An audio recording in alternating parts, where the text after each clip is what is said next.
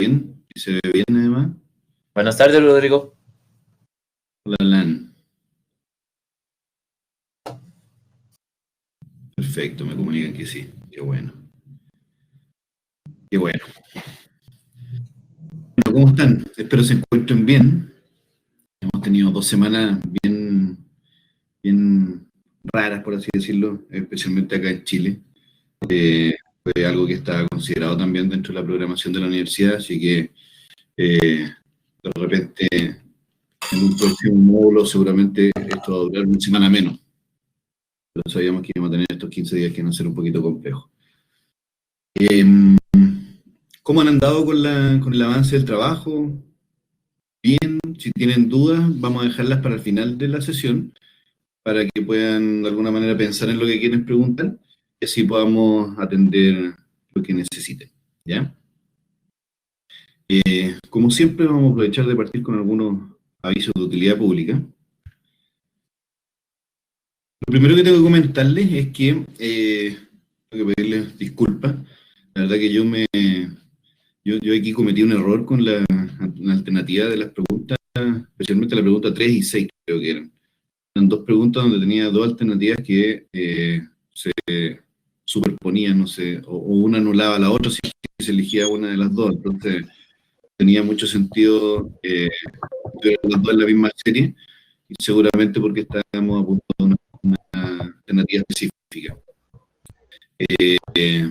Fue un error de la elaboración de este cuestionario, así que mis disculpas. Son dos preguntas de las 19, un 20% de ponderación, son 3 puntos base que los voy a guardar para el trabajo práctico, para que haya justicia ahí para todos. ¿Escucha bien? Parece que hay problemas de audio, porque tuve una interferencia aquí que había un micrófono de alguien que está repitiendo. Ya. Lo segundo es que, a ver, le voy a hablar de un truco que no debería decirles, pero se los tengo que decir porque de eso se trata este diplomado. Resulta que el trabajo práctico consiste. Analia me dice que estamos con interferencia. Otro cosa también está un poco entrecortado. La verdad es que si hay gente que está escuchando bien, seguramente la recepción proviene de la señal que tienen ustedes. Entonces hay que darle un poquito de tiempo tal vez a que se acostumbre el navegador a la conferencia.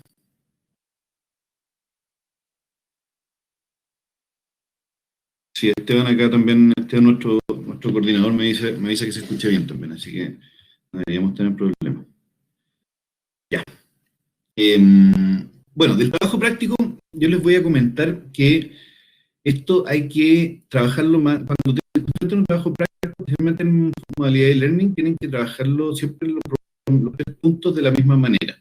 Primero hay que revisar las instrucciones y segundo hay que revisar la rúbrica. Eso se los comenté también, revisen siempre la rúbrica porque eso les va a decir qué es lo que se está eh, interferencia, se escucha más o menos. Esteban, no sé si nos puede ayudar ahí a hacer alguna prueba de repente.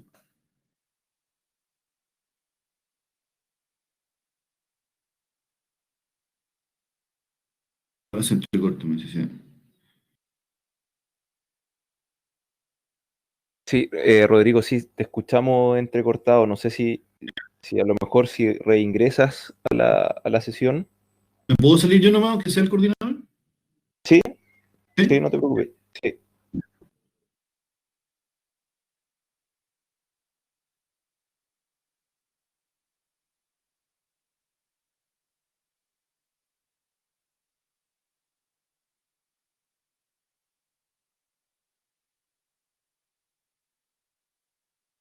Hola, hola.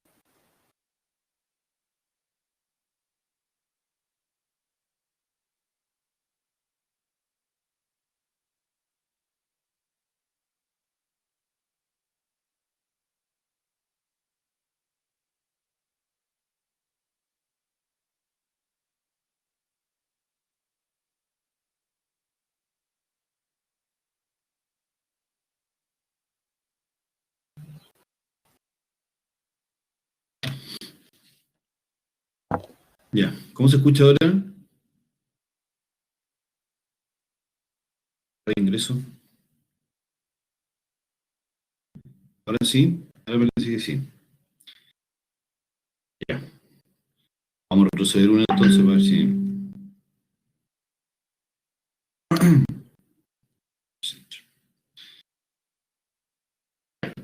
Lo que les comentaba antes es que habíamos tenido un error en el cuestionario, teníamos dos preguntas que estaban con error en la alternativa, por lo tanto son dos preguntas de 19 a un 20% de ponderación, son 3 puntos básicos que les voy a guardar para el trabajo práctico, para todos, ¿ya? Lo segundo es que para enfrentar el trabajo práctico, yo les comentaba antes que siempre revisar instrucciones primero, segundo revisar rúbrica para saber qué es específicamente lo que me van a revisar. Muchos me preguntaban además sobre el informe, de qué manera hay que hacer el informe.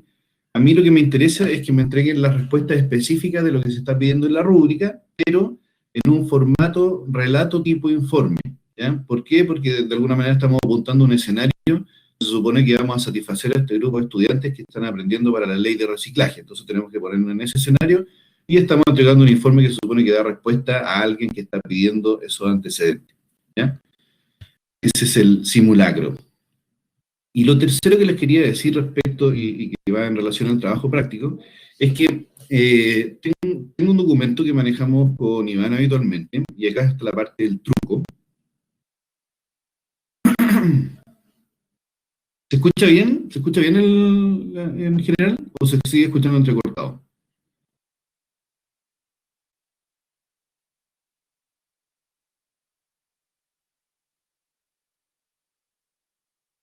Si la mayoría escucha mejor. Más o menos, ¿no? Esteban, cómo escuchas tú? Un poco entrecortado. Se entrecorta un poco, pero mejor que antes. No sé si a lo mejor desactivando la cámara, no sé si será tu internet, Rodrigo. Sí, puede ser, ¿eh? ¿Ahora se escucha mejor? Puede ser que esté ocupando mucho ancho de banda ahí, con la cámara.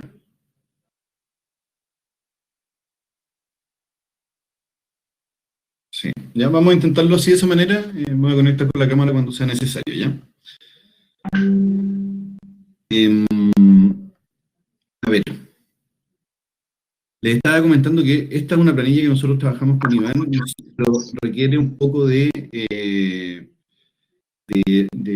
conocimientos previos respecto del trabajo con metodologías Kanban o armar mapas mentales con Post-it, que es otro trabajo que se hacía hace unos 10 años más o menos cuando empezó este tema de las metodologías de diseño de pensamiento.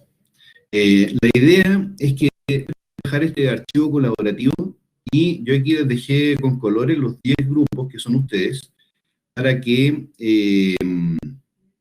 puedan de alguna manera hacer este trabajo en conjunto colaborativo, ¿ya? Es decir, todos los grupos además colaborando entre ustedes.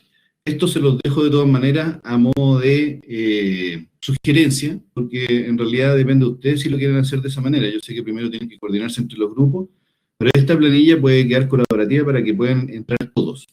Por lo tanto, una cosa es que el trabajo colaborativo lo den entre los grupos y entre el grupo de aprendizaje que conformamos, y otra cosa es que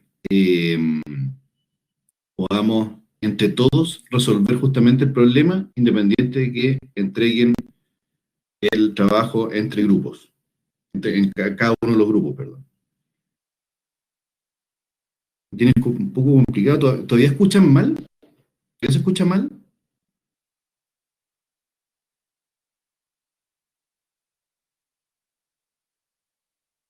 Entrecortado.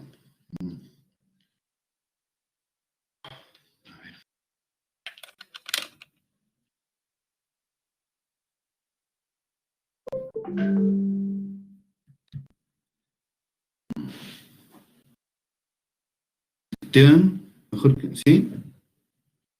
Mejor que antes. Ya. Estoy con el micrófono acá frente a frente, muteado con eco, así que espero que un tema de ancho de banda más que propio. Ya.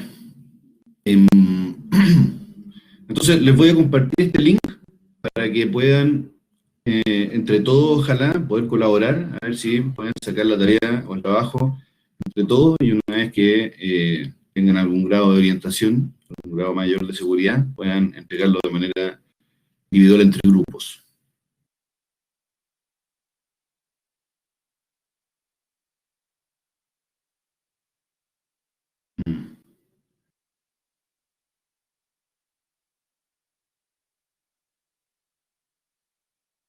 Sí, qué raro.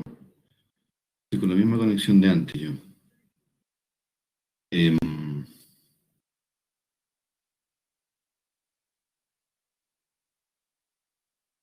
ya.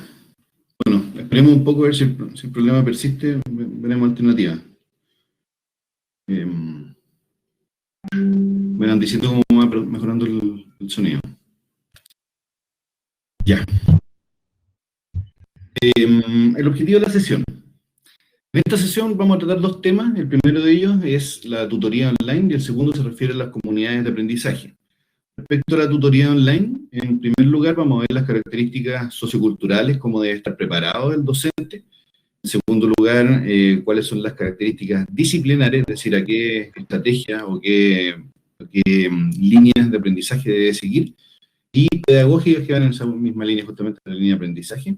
En segundo lugar, vamos a ver la estrategia de aprendizaje, cuáles son las tácticas que debe aplicar el docente.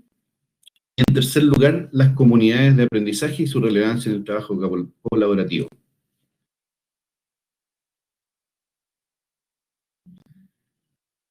A ver,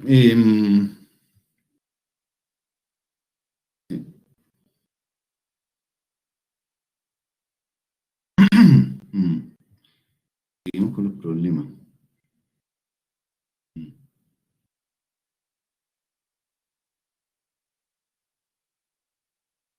Denme, por favor, 3 minutos. Lo que pasa es que no podemos cambiar de plataforma porque la sesión tiene que quedar registrada en el aula. Entonces, esto está conectado. Por eso no es que podamos usar otra videoconferencia. Hay un problema con un problema de ancho banda. Entonces, Rodrigo, sí, dime, Esteban. quizás lo que podríamos testear es yo cambiando la diapo y tú solamente con el micrófono. Toma tú la Porque a mí presentación. ¿Cómo? Toma tú la presentación. Sí, porque al parecer es tu internet, porque dicen que a mí me escuchan bien. Ya. No sé si me confirman que si es solo Rodrigo, si a mí me escuchan bien, entonces es tu internet. Sí, porque yo estoy con internet en otro edificio, pero no había tenido problema, entonces tendría que cambiarme locación, pero no lo puedo hacer ahora. Entonces, déjame tomar a mí el control de la presentación Ya, y así tú te quedas solo con el micrófono. está grabando la clase en el día.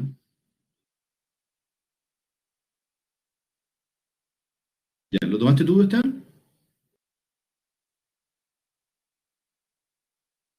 Ahora sí, Rodrigo. Ya, dale a la siguiente, por favor.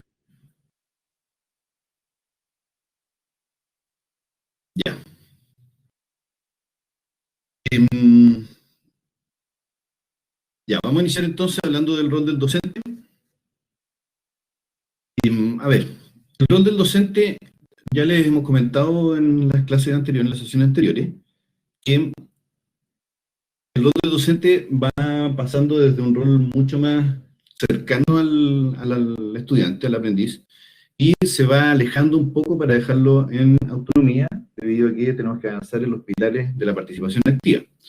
Por lo tanto, en principio, tiene una actividad muy intensa respecto a regular el clima, además crear los recursos pedagógicos, tiene que hacer la actividad de conocer con qué materiales está trabajando, tiene que programar las actividades con las cuales va a producirse el programa de aprendizaje. La orientación y guía es algo que se mantiene prácticamente en todo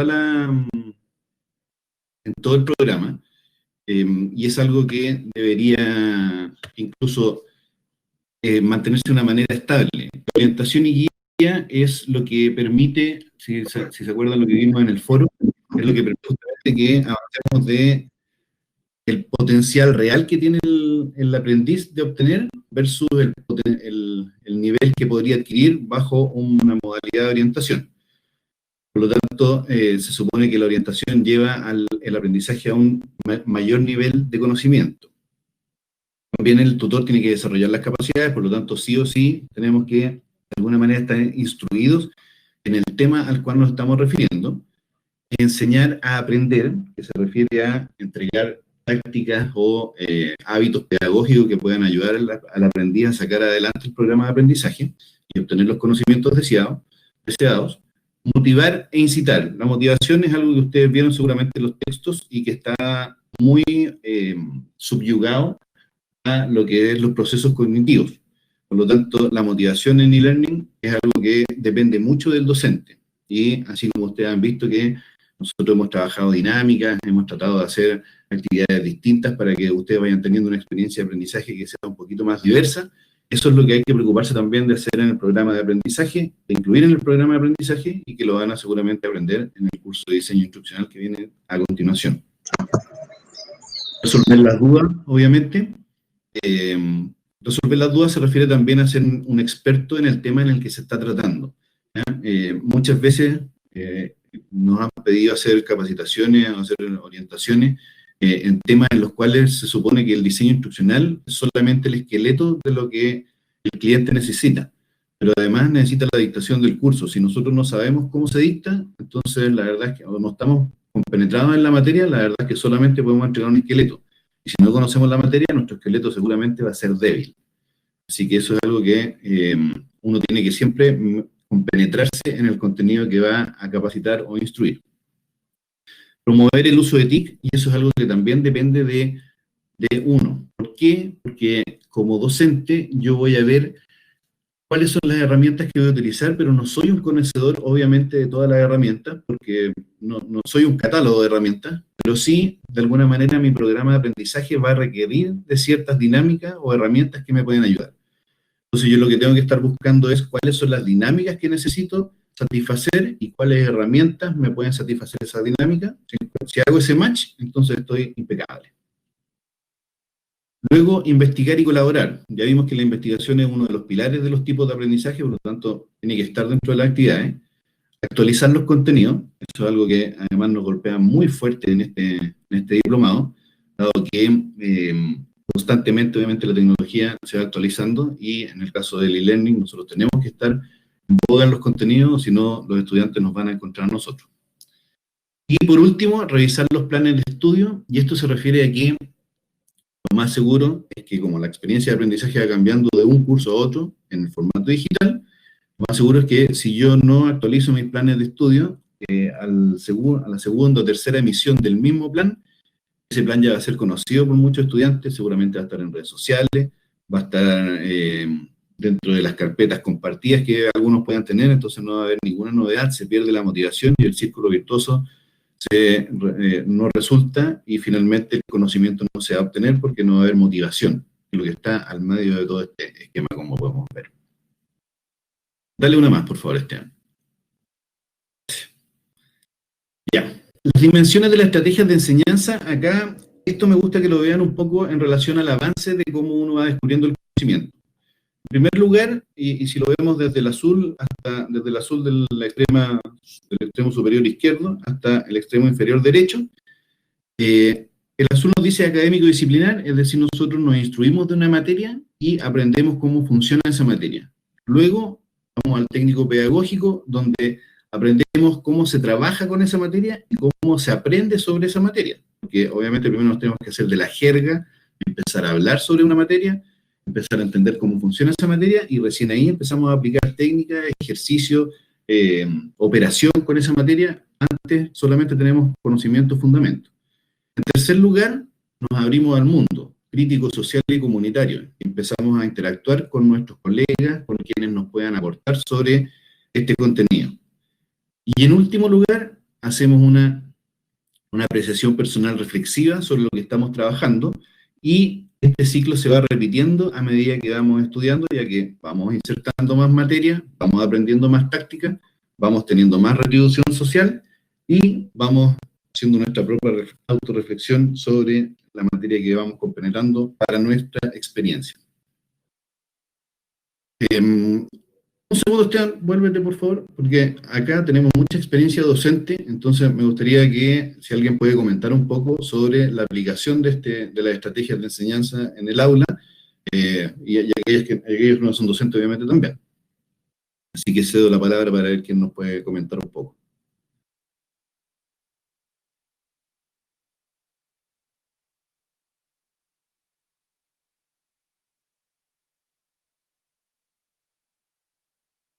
Alumnos, alumnas, colegas.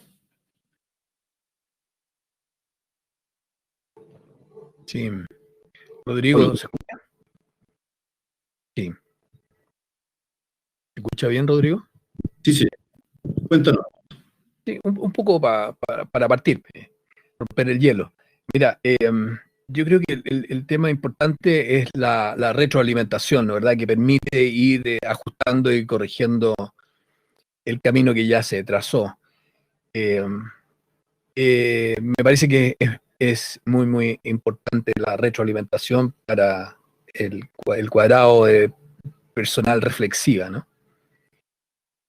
Sí, me gustaría aquí que unamos un poco con lo que pasó con el foro, porque yo creo que, y por lo que percibo en realidad es que muchos de ustedes entraron al foro a hacer el aporte de la tarea y luego se encontraron con que se iban abriendo discusiones o debates y que se iban tornando interesantes. Entonces, daba gusto de repente leer ciertas líneas de discusión. No sé si les pasó eso, se dieron cuenta de que eso sucedía en el aula, Augusto.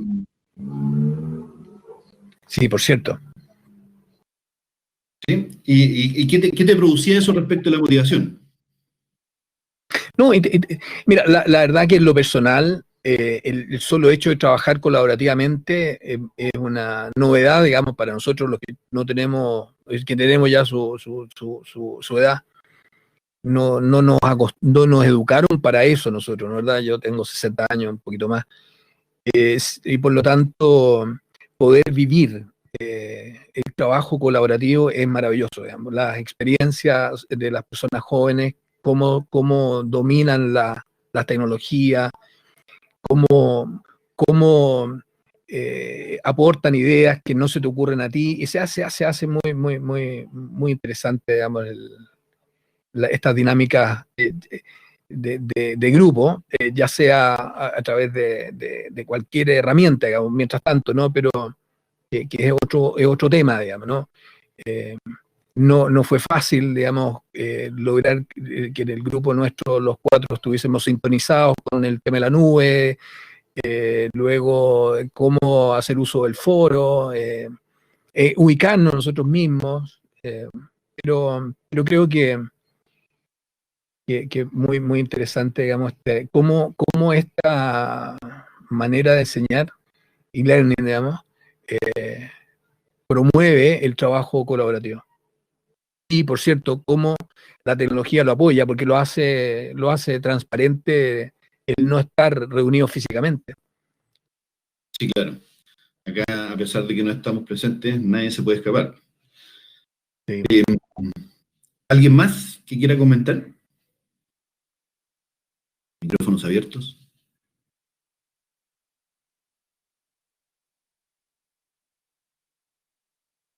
Rodrigo, ¿te puedo contar mi experiencia? A todos, por favor. Mira, yo estoy recién aprendiendo, estoy en pañales con el tema del mundo e-learning. Tengo obviamente más formación sobre lo presencial. Y para mí ha sido todo un mundo nuevo a descubrir. Y obviamente me he encontrado como en un mar de cosas donde no siempre está la capacidad de absorberlas todas. Y con una velocidad que comparto plenamente con Augusto, que a veces se nos hace un poco más difícil. Pero tiene que ver con el diseño del curso, porque, por ejemplo, particularmente en este caso, aquí hay diferentes tipos de interacción, tanto a través del foro como a través de las clases que nos convergen y cada uno puede presentar diferentes puntos de vista. No obstante, existen otros cursos e-learning que son absolutamente automatizados y donde la relación es súper bidireccional y la única evidencia de algún grado de, de interacción es solo porque te pusieron un caso para contestar o algún jueguito donde tú tenías que aplicar alguna cosa, como para dar un indicio que tú aprendiste, y obviamente el trabajo colaborativo ahí no existe. Entonces, un poco, cuando te tienes que ver enfrentado a hacer un diseño o hacer un curso es ¿cómo lo vas a formular? Porque no es lo mismo un curso 100% automatizado que uno que sí tiene interacción humana. Particularmente me gusta más la segunda alternativa. Gracias, Betsy. Sí, a ver, lo que pasa es que yo creo que estamos un poco acostumbrados a la segunda alternativa, por una parte, y por otra parte, también sucede que este tema de los diseños instruccionales para e-learning, yo creo que está sufriendo un proceso de madurez. Entonces, a mí me ha tocado también trabajar en otras instituciones donde los procesos de diseño instruccional han sido un poquito más rígidos y no hay tanta interacción con los estudiantes, y eso se nota, y hay una merma en cuanto a la capacidad de poder orientar y guiar al estudiante justamente. Y yo creo que justamente un buen diseño instruccional ayuda a que ese rol que vimos en la diapositiva anterior, ese rol del docente, se pueda hacer más fácil. Y eso es lo que van a aprender ustedes en el segundo curso, en este caso, que es el corazón prácticamente de este diplomado, y que se refiere al diseño instruccional para este formato digital. Me gustó me gusta que puedan dar sus impresiones sobre la participación activa, porque en el fondo acá tenemos una dualidad en cuanto a lo que ustedes pueden entregar versus lo que nosotros hemos diseñado, y eso tiene que ser match, y eso es lo que ustedes también van a tener que buscar también entre sus colegas de trabajo cuando tengan su grupo de aprendizaje. Carlos, parece que nos quieres comentar. Con el micrófono muteado, no te escuchamos. No te estamos escuchando, algo pasa. Pero aparece como si estuvieras con auriculares. Sí, Carlos Tejos lo que no tiene es habilitado el micrófono. Tiene que entrar nuevamente con micrófono. Esperamos, Carlos, ahí para que haga el refresh.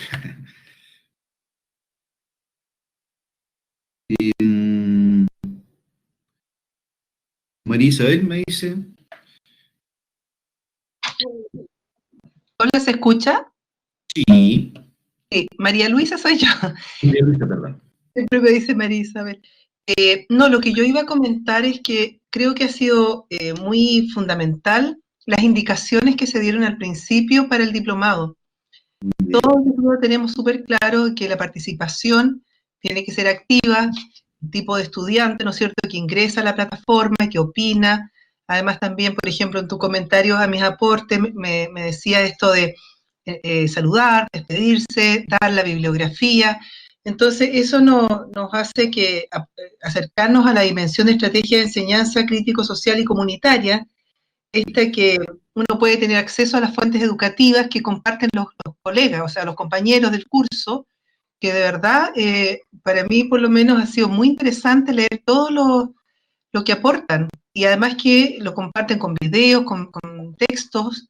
Entonces, pero insisto, creo que fue clave las instrucciones súper claras al principio de cómo teníamos que participar en el foro, y que eso estaba contemplado, digamos, en el diplomado. Muchas gracias, María Luisa. La verdad que nada de eso está al azar, es parte de la receta del diseño instruccional en este caso, y la idea es que justamente ustedes vayan haciendo uso o servucción, vayan consumiendo ese servicio que nosotros preparamos, pero que les vaya siendo útil. Si no es útil, en realidad no estamos comunicándonos justamente con la comunidad de aprendizaje. A veces el diseño instruccional le queda grande al estudiante, comenta Carlos Tejo, claro.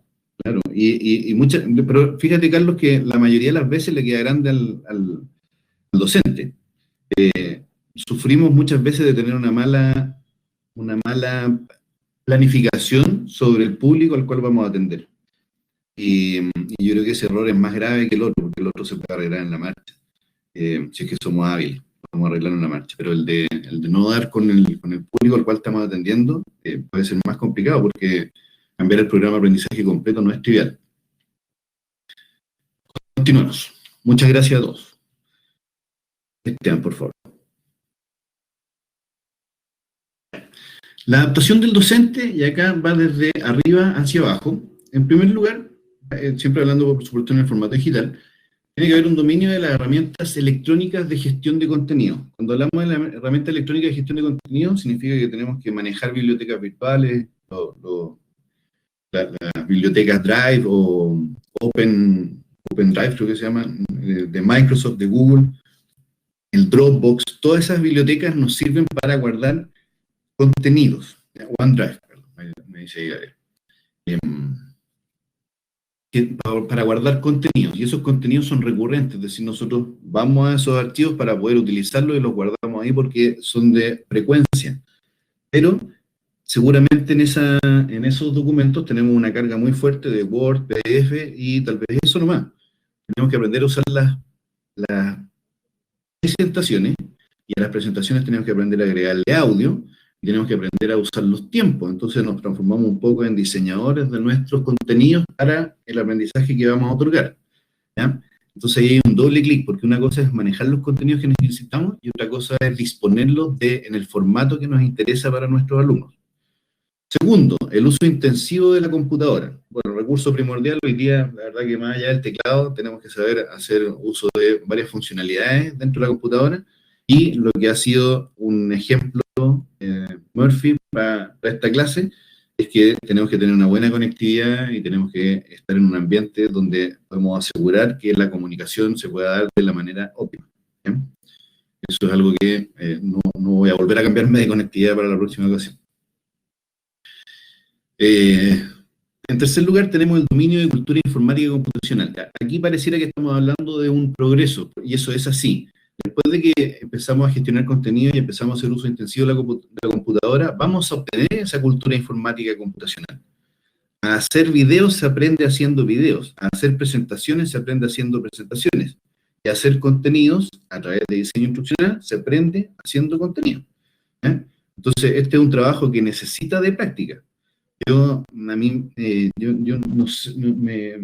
Nos cuestionamos un poco con Iván cómo poder motivarlos más a que exista una participación más rica. Sabemos que también tienen ustedes cosas que hacer y que tienen que dosificar sus tiempos para poder participar en el diplomado. Sin embargo, estas 2 semanas que pasaron, donde estábamos atentos a otras cosas de orden cívico, básicamente, también nos preocupaba que perdieran un poco la frecuencia dentro de la plataforma y nos cuestionábamos qué más hacer. Pero por otro lado también teníamos que dejarlos respirar para que atendieran sus cosas. Entonces, existe siempre esa atención sobre nuestro grupo curso, pero de una manera en que podamos mantenerlos motivados a través de los recursos tecnológicos que podamos manejar. Y eso es lo que queremos que de alguna manera ustedes también manejen después con sus grupos de aprendizaje. ¿Ven? Carlos ahí nos comenta que perdió la recurrencia diaria. Sí, eso pasa porque tenemos que tener actividades que nos inciten a entrar. Ya.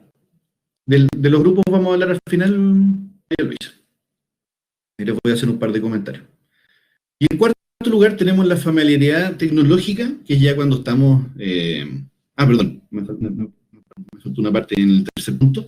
La cultura de gestión textual. La cultura de gestión textual se refiere a manejar bien las normas de netiqueta, pero además combinarlas con el uso del lenguaje académico y la aplicación empírica. Yo ahí les hice un comentario respecto de algo, una intervención que hizo Carlos, justamente Carlos Tejo, donde hacía un muy buen resumen, pero todos los puntos que había tocado en su resumen estaban como referencia en el material de estudio. Por lo tanto, más allá de la opinión que Carlos nos podía dar sobre lo que él había aprendido, él perfectamente podría habernos dado las referencias y hubiésemos hecho una intervención desde lo académico hacia la aplicación empírica de lo que él estaba viviendo. Y ahí justamente hubiésemos logrado un poco más de dominio de cultura de gestión textual mezclado con la educación interactiva. Impecable. ¿Ya? Entonces, que esas cosas son las que tienen ustedes que tratar de poner en práctica, y para eso necesitamos participar. A las citas, sí. Lo que estaba creo que en el foro de consultas, Carlos. Y lo último sería la familiaridad tecnológica. La familiaridad tecnológica se refiere a, siempre me imagino al guitarrista avesado que ya ha pasado por los 10 años típicos de arduo trabajo, práctica, donde se rompen los dedos para aprender a tocar guitarra, y llega un momento en que ya hay como un desprecio a la guitarra. La guitarra funciona para el guitarrista. En este caso pasa lo mismo. El computador en algún momento empieza a funcionar para nosotros. No tanto el computador, porque en realidad es un mundo muy grande, pero si nos dedicamos a hacer videos, seguramente va a haber un momento en que los videos empiecen a trabajar para nosotros, o los contenidos empiecen a trabajar para nosotros. Se nos haga más fácil el trabajo y vamos a manejar más alternativas de innovación que podamos hacer sobre las mismas herramientas que ya conocemos. Dale una más, por favor, Esteban. Las exigencias del docente. Aquí vamos a ir una a una. El trabajo del docente es uno de los trabajos más, diría que estratégico, aplicado y sensible, psicológico, que se da en el aula virtual. Bueno, ustedes lo conocen bien. Por lo tanto, es importante que repasemos algunos de estos puntos de manera específica. Del diseño instruccional hay aspectos psicopedagógicos, técnicos, administrativos que lo van a ver en el curso siguiente, así que solamente lo voy a mencionar aquí. Pero el docente tiene que ser un experto en diseño instruccional, por lo menos en las materias en las cuales se maneja. Ustedes tienen que saber reconocer aquellas materias en las cuales ustedes tienen conocimiento y aquellas en que no.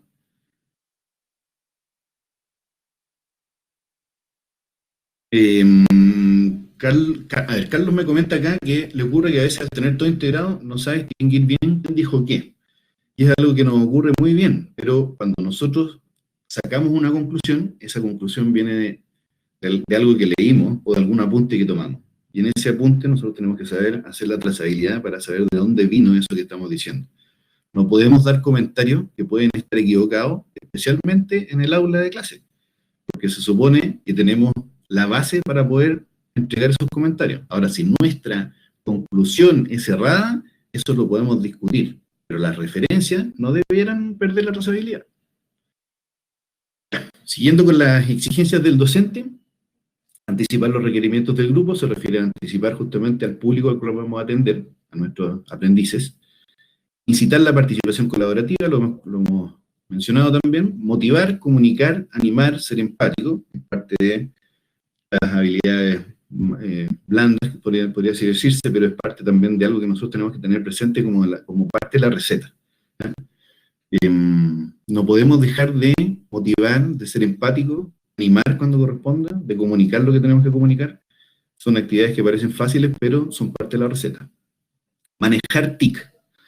Aquí en el manejar TIC, y voy a reiterar un poco lo que dije en la lámina anterior, si yo voy a hacer dinámicas de una manera, yo tengo que buscar herramientas que me apoyen en esa dinámica, ¿ya? Y esas herramientas seguramente van a ir variando en el tiempo y van a ir mejorando. Así como podemos ver en el caso de las presentaciones, partimos de unos PowerPoint que tenían unos monos muy feos hace 20 años. Hoy día ya tenemos una serie de plataformas de presentación donde podemos hacer presentaciones colaborativas o de otro tipo y que hoy día nos permiten insertar audio, hacer conferencias integradas. Entonces, la verdad que cada uno de las líneas de tecnologías de información y comunicación han ido actualizándose para dar un abanico de posibilidades. Eso es lo que nosotros, es una parte donde nosotros tenemos que averiguar, pero nosotros también les vamos a dar una paleta más o menos para que puedan orientarse por dónde pueden manejar aquellas que son más frecuentes, de uso más frecuente. Ser mediador de la comunicación, rol transversal, bueno, eso es lo que justamente ustedes se pueden dar cuenta que sucede, vamos conduciendo y guiando lo que va sucediendo en el aula, y vamos conduciendo y guiando también su aprendizaje, para que ojalá no se nos adelante ni tampoco se nos pierda la guía conductora de la materia que estamos tratando. Disposición positiva y amable, exigencia del respeto.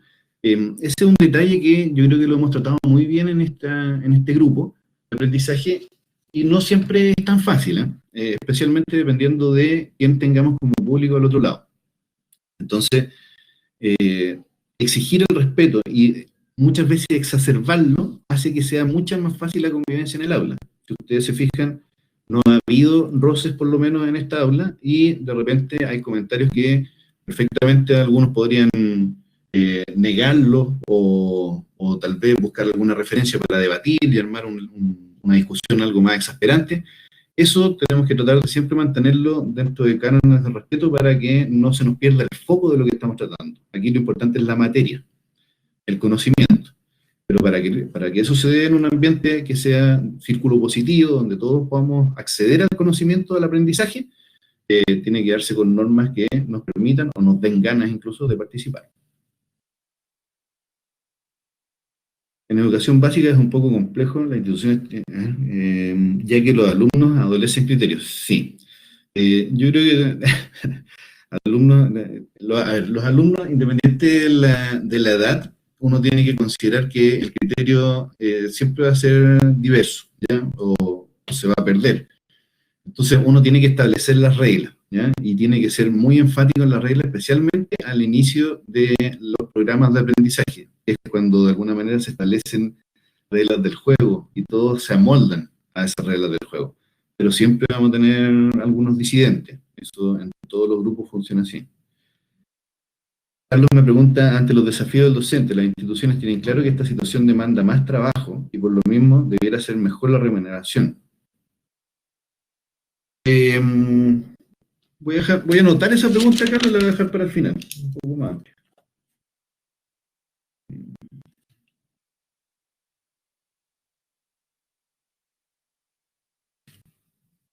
Ya. Sensibilidad y cercanía a los alumnos, eso tiene que ver con las dinámicas que ustedes pueden utilizar para conocer a su grupo curso. También en diseño instruccional, Iván les va a enseñar algunas dinámicas, nosotros acá mencionamos otras, como en la sesión anterior, donde por ejemplo está, en el momento que ustedes iniciaron, seguramente llenaron un formulario, les pidieron ciertos datos que a nosotros nos ayudan a entender un poco la demografía, que se les presenté la sesión pasada. Después de la demografía, la combinamos también con la bibliografía, o la biografía, perdón, la biografía que ustedes nos presentaban y que ojalá esté aplicada al ámbito que vamos a estudiar. En este caso fue así, pero es un detalle que es no menor, porque muchas veces uno deja la biografía abierta y cuando la quiere aterrizar hacia el objeto de conocimiento, nos cuesta más, porque en realidad, como no preguntamos eso, nos podemos encontrar con cualquier respuesta, que hasta nos puede sorprender y nos puede volver a sacar de foco. Entonces, todos estos hilos hay que tratar de tejerlos antes de que comience el programa, de manera tal que estén adaptados hacia el programa. Combinar la ciencia, fantasía y realidad en favor del aprendizaje. Y otra cosa respecto a lo que me preguntaba Analía. Los alumnos adolecen de criterios. A medida que los alumnos son más viejos, o tienen más experiencia, más bien, no más viejos precisamente, pero tienen más experiencia en el conocimiento al cual estemos tratando, los alumnos van a aceptar de mejor manera los criterios. En la manera en que los alumnos no se sientan identificados con lo que están atendiendo, entonces vamos a tener que trabajar más en establecer criterios para que el grupo se adapte a ello. Habilidad de exposición, eso es algo que también hay que trabajar en lo que les venía diciendo, en el fondo, a hacer videos, a hacer presentaciones, a hacer conferencias, se aprende haciéndolas, y hay que trabajar táctica, obviamente que la acompañen, pero hay que practicar. Dominio de la materia, que también lo comentamos, paciencia ante el proceso educativo. Eso, aquí yo les comento que ojalá en el tema de la paciencia no trabajen solos, especialmente en los programas de aprendizaje y en la ejecución de los programas de aprendizaje. Por muy buenos que estos parezcan, pasan cosas que uno no tiene dentro de la planificación, como por ejemplo lo que nos ocurrió hoy día con la comunicación, el inicio de la sesión, donde si yo hubiese estado solo no hubiese tenido cómo resolver, pero como estamos en equipo con Esteban en este momento me está ayudando.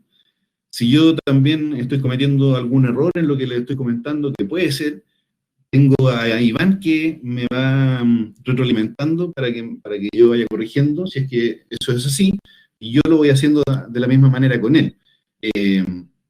y las veces en que nos ha tocado trabajar solo, nos ha correspondido trabajar solo, en esas ocasiones hemos tenido que, en algunas instancias, tener que retroceder para poder corregir aquello que se instruyó o que fue entendido de una manera que no era la correspondiente, y que si hubiese estado con alguien que me hubiese podido corregir, o Iván hubiese estado con alguien que lo hubiese podido corregir, hubiese sido más fácil. Entonces, tal como les comentaba, incluso en la sesión pasada, no trabajen solo, especialmente cuando se trata de entregar el conocimiento. La parte del programa o plan de aprendizaje se puede trabajar asincrónico, pero cuando estamos en las sesiones, es muy importante que ojalá no estén solos. Analía nos comenta, le pasa con los alumnos de octavo que son más violentos por tener una edad avanzada. Para el profesor enseñar y formar los criterios que permitan una sana convivencia escolar. No solo el profesor, sino un elemento claro que a mi parecer tendría que venir desde convivencia escolar. Sí, a ver, el e-learning hoy día está muy enfocado a la educación continua y a la educación, y ya está adaptándose más a la educación de pregrado. En la educación escolar fue un impacto porque efectivamente no estaban preparados, sino venían trabajando blended learning, que es el e-learning con modalidad combinada presencial. Y uno de los temas más complejos de tratar es justamente el aspecto psicopedagógico, donde tenemos que atender las diferentes realidades psicológicas de los estudiantes y cómo combinarlas con la pedagogía. Entonces, ahí hay una tarea que yo creo que se tiene que mezclar, se tendría que combinar con otro diplomado, que tiene que ver más bien con la psicopedagogía para el formato digital. Y dejo el alcance ahí porque seguramente esos cursos y esa práctica se va a tener que profundizar en el futuro. Todavía eso no está escrito. Y por último, asertividad y disposición a la rectificación y a la autocrítica. Nosotros somos un grupo de aprendizaje, no conocemos toda la experiencia de todas las personas que están acá, y como ya sabemos, hay gente que ha pasado por mucho, hay gente que recién está aprendiendo, hay gente que está en el mundo público, hay gente que está en el mundo privado, y todos tenemos una experiencia que podemos aportar en función de lo que estamos aprendiendo acá, de distintas realidades. Por lo tanto, alguien que ha seguido una línea que seguramente ha sido exitosa hasta este punto, está sufriendo una transformación digital que necesita de una reingeniería o reconstrucción que lo va a llevar seguramente a un nuevo estado de disposición al conocimiento. Así que en ese sentido, yo creo que la asertividad y disposición es algo que el docente, especialmente en el formato digital, tiene que poner un doble esfuerzo. Contándole un poco lo que sucede tras bambalinas, lo que ha sido el esfuerzo para crear contenido digital respecto al contenido presencial, generalmente se multiplica por 2. Es porque lo que va a suceder, uno tiene que hacer que ocurra antes. Entonces hay que practicarlo para ver si efectivamente, cuando se esté dando, va a suceder como uno quiere que sea. Esto es como preparar una obra, es como preparar una película. Entonces hay que programar previamente lo que va a suceder y procurar que eso vaya sucediendo en los tiempos y de acuerdo como uno espera que sea. Ya. Esteban, por favor, la siguiente. Estaba tratando ya.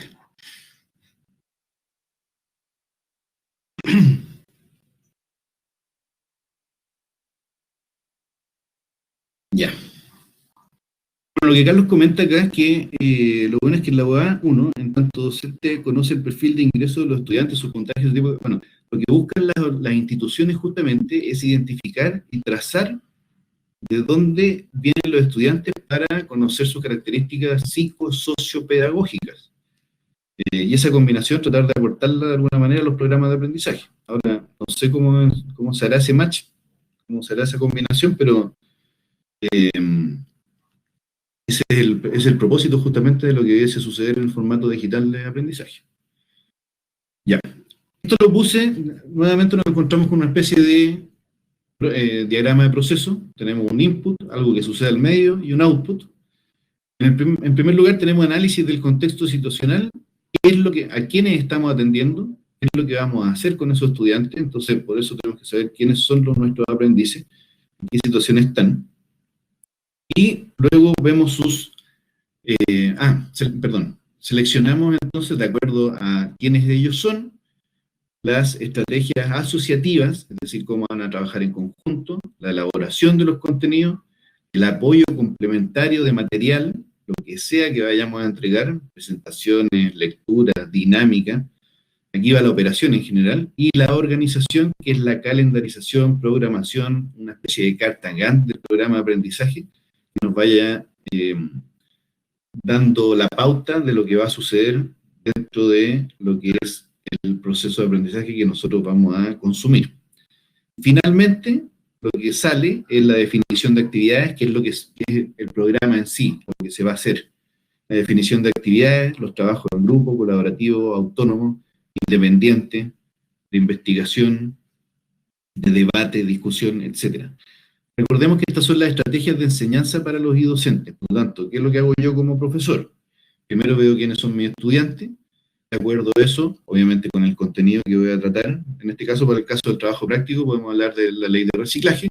Entonces seleccionamos cuáles son las estrategias de trabajo en grupo, cuáles son los contenidos que me van a ayudar, cuáles son los materiales a los cuales yo me voy a referir, y seguramente eso los voy a trabajar en el momento en que elabore los contenidos, y la organización de cómo se va a consumir ese contenido para llegar al conocimiento final a través de la consecución de los objetivos de aprendizaje.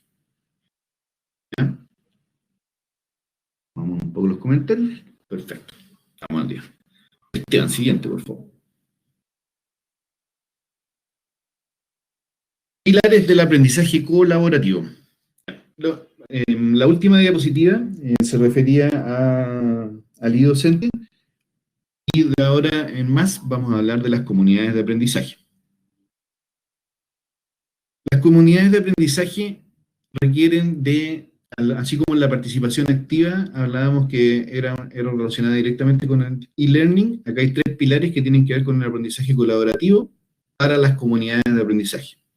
Entonces, lo que nos interesa, formación previa de los participantes, algo que les preguntamos a ustedes. Comunidad asume participación y compromiso para con el grupo. Les pedimos también que exista la participación activa, que entre todos vayamos construyendo la experiencia de aprendizaje. Finalmente, el tutor que fomenta la confianza, el apoyo y la cooperación cognitiva. Tiene que haber una persona que va desde ese rol de orientador y facilitador hasta un rol más externo, donde el aprendizaje lo va tomando el grupo en sí. Carlos, ¿tenemos un micrófono? Oh, perdón. Me botó el sistema, perdón. Perfecto, no hay problema. La siguiente, por favor, Esteban. Los elementos de la comunidad de aprendizaje. A ver, la comunidad de aprendizaje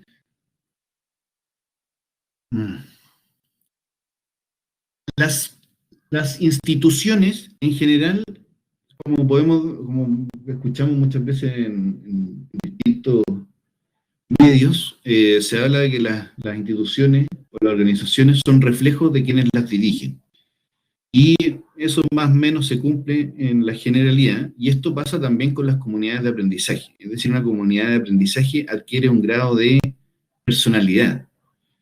No sé si está bien dicho como personalidad, pero adquiere una actitud, la comunidad adquiere una actitud que es propia y referente de la misma comunidad. Si lo vemos en redes sociales, por ejemplo, no es difícil imaginarnos. Twitter es una comunidad que es un poco más hostil y que existe mucho debate, mucha discusión. Instagram, yo no soy muy usuario, asiduo de redes sociales, pero entiendo que tienen algunas un fin más comercial, otras un fin más social, por lo tanto, adquieren cierto grado de personalidad las redes sociales. Bueno, en las comunidades de aprendizaje propiamente pasa lo mismo, y tiene que ver mucho con los participantes que intervienen. Entonces, eso que se va creando es una actitud, una personalidad que tiene esa comunidad de aprendizaje, y que tiene a su vez 3 ejes que la mueven. Es el sentimiento de comunidad, es decir, se quieren entre ellos o se tienen aversión entre ellos y eso les gusta, Ustedes saben que muchas veces, y eso se ha dado mucho en la historia, la gente se interesa mucho por aquello que les disgusta. Por lo tanto, no necesariamente tiene que ver pertenecer el hecho a que yo comulgue con todos los principios y valores que me esté prestando ese grupo, sino más bien también puedo estar en aversión. Condiciones de apoyo y confianza. Yo tengo que de alguna manera sentirme acogido o desacogido en ese ambiente que me gusta. Acá estamos hablando de aprendizaje, por lo tanto no vamos a pelear, sino que más bien vamos a tratar de armar un sentimiento, un espíritu común que nos dé conocimiento. Y finalmente la colaboración e interacción, que tiene que ver con la participación activa para que los miembros de la comunidad de aprendizaje se hagan presentes. Aquel miembro que está oculto en la comunidad de aprendizaje no está en la comunidad de aprendizaje, y eso lo vamos a ver en un gráfico próximo donde hay distintos miembros en esa comunidad. Carlos nos comenta acá: mucho acompañamiento para los estudiantes debe darse, incluso enseñarles a entender un texto, potenciar la comprensión lectora, instalar los conceptos clave del curso disciplinar, armar el glosario. Además, estimo que debería haber una suerte propedéutico para los estudiantes. Generalmente la colaboración no se da tanto toda vez que el estudiante espera a un profesor que solo expone y no crea tanto escenarios para la interacción, la sociabilidad y la ayuda. Sí, eso es así, pero tiene que ver un poco con romper el cómo venimos haciéndolo. Siempre se ha hecho así. Hay que romper un poco la inercia. Si nosotros le preguntamos a personas que no han tenido instrucción digital a estas alturas de la vida, seguramente van a tener una aversión frente al e-learning. Y yo les decía, creo que en la primera sesión, que entre formato digital y formato presencial no puede haber merma. Nosotros tenemos que aprender a hacer que la calidad de un formato digital sea igual a la calidad de un formato presencial. Otra cosa es la predisposición o el prejuicio que pueda tener el usuario frente a cualquiera de los formatos. Pero la fortaleza o la consecución de los objetivos de aprendizaje, que al final son los que entregan el conocimiento, no deberían tener una merma entre un formato y otro. ¿Bien? Por otra parte, María Luisa nos dice, María Luisa, el tipo de comunidad de aprendizaje influye en la cultura institucional. ¿Qué pasa cuando hay distintos tipos de comunidades en una misma organización? Cuando hay distintos tipos de comunidades en una misma organización, se supone que primero yo lo identifico, ¿ya? En digital nosotros tenemos que aplicar estas reglas previas, y eso, respondiendo a la Carlos, mucho acompañamiento para los estudiantes debe darse. La verdad que no es necesario tanto acompañamiento si es que podemos establecer bien quién es nuestro grupo, a quién estamos atendiendo, y por otra parte, si podemos establecer bien de dónde vienen. Porque si yo sé de dónde vienen, yo voy a crear una historia. Yo como docente voy a crear una historia, y voy a poder entender que en esa historia, donde trabajan, no sé, los de la comunidad pescadora, por ejemplo, contra aquellos que trabajan en la comunidad del cerro, pero voy a poder atenderlos porque me voy a poner en el escenario empático de lo que sucede en el cerro y lo que sucede al lado del mar. Entonces, yo creo mi escenario de aprendizaje, mi contexto de aprendizaje, de acuerdo al público que voy a atender. Y esas instancias de reconocimiento del público son clave para que el programa de aprendizaje sea exitoso. Si el tipo de comunidad de aprendizaje influye en la cultura institucional, no debiera, porque se supone que el estudiante elige la institución, y no la institución al estudiante, ¿o sí? También hay ciertos filtros que la institución le pone al estudiante, pero dentro de esos filtros hay un amplio abanico de posibilidades donde también el estudiante tiene para poder elegir e identificarse con una u otra institución. Alan, coméntanos. ¿Me escucha? Sí, señor. Entonces, me genera una duda con respecto a poniendo un poco, aterrizando el tema en la tarea.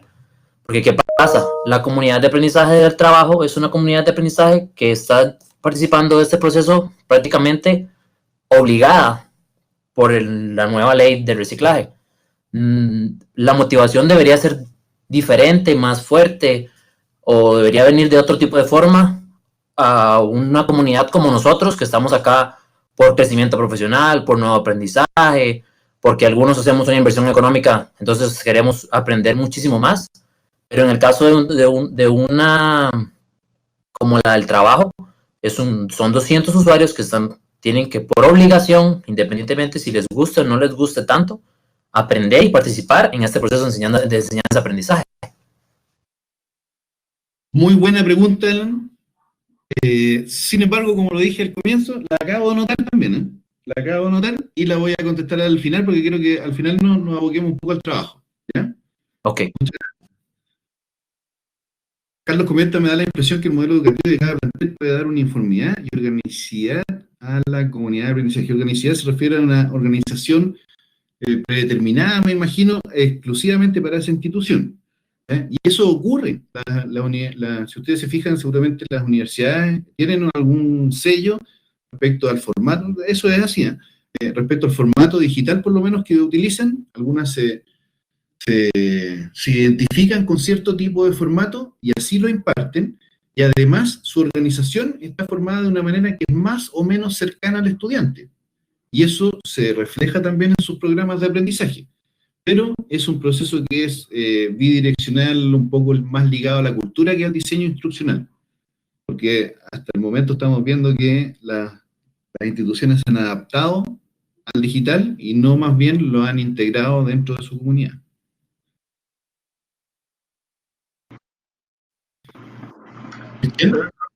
Rodrigo, un comentario, un poco por lo que hemos visto en cuanto al trabajo y un comentario del compañero anterior, que también lo vi con el grupo que estamos trabajando en el ejercicio. Mira, veo que hay por lo menos 3 dimensiones de contexto de formación. Hay profesores de enseñanza primaria, ¿cierto? Secundaria, y personas que se desempeñan como profesores universitarios, y por lo menos los primeros, ¿cierto?, tienen que ver en un contexto de ámbito pedagógico, que son las herramientas, los métodos, como los niños aprenden, digamos. Y es porque es un proceso natural, ¿cierto?, donde hay que desarrollar estas competencias básicas para desempeñarse en la vida cotidiana de alguna manera. En el ámbito universitario tenemos algún objetivo, digamos, de desenvolvernos en un ámbito que nos guste, no nos agrade.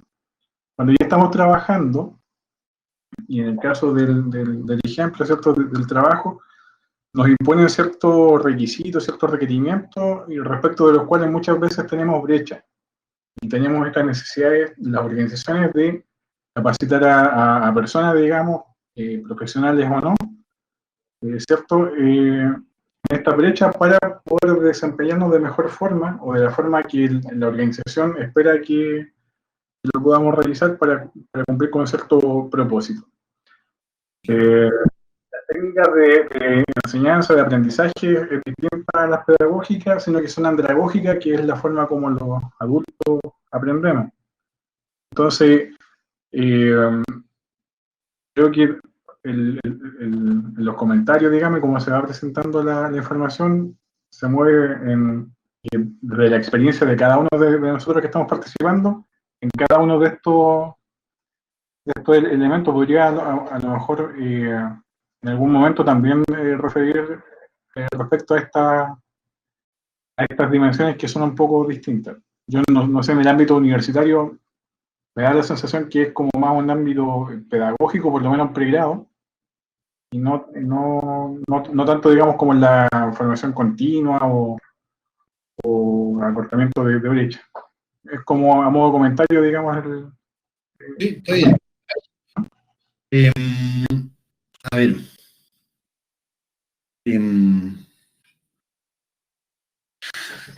Pasa un poco que el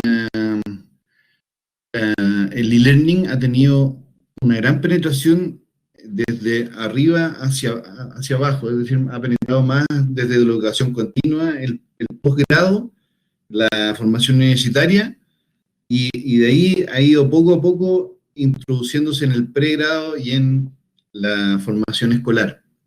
Y esto tiene que ver más bien con la psicopedagogía, lo que mencionaba anteriormente, porque justamente los grupos de aprendizaje se van haciendo más diversos a medida que la personalidad no está bien establecida dentro de las personas.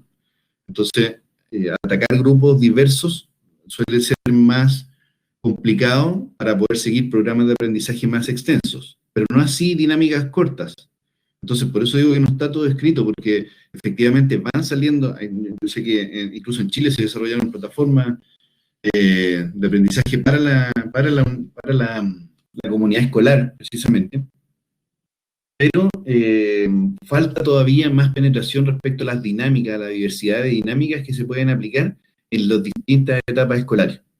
Y en ese sentido, hay un mayor desafío específicamente para la persona que trabaja, mientras más abajo en el nivel escolar esté, más desafío va a tener en cuanto a la actualización de alternativas tecnológicas para poder implementar programas de aprendizaje efectivos. Y el gran pero está justamente en la psicopedagogía. Yo ahí no quiero chutear el tema, pero yo creo que Iván puede comentarle un poco más desde su punto de vista profesional, dado que él es psicólogo de profesión, y tiene también conocimiento justamente de lo que sucede en los distintos tipos de aprendizaje, perdón, en los distintos niveles de escolaridad. Nosotros justamente cuando estábamos estudiando en el tema del e-learning, nuestra tesis la hicimos en alumnos de séptimo y octavo básico. Y la verdad que encontramos una gran distorsión, la hicimos aplicada a la quinta región, la región de Valparaíso, encontramos una gran distorsión entre los distintos colegios en cuanto a las realidades, de dónde provenían los alumnos y el nivel escolar que cada uno tenía, a pesar de estar en el mismo curso todos. Entonces, esa variedad se trata con dinámica, pero además con tecnología asociada a la psicopedagogía.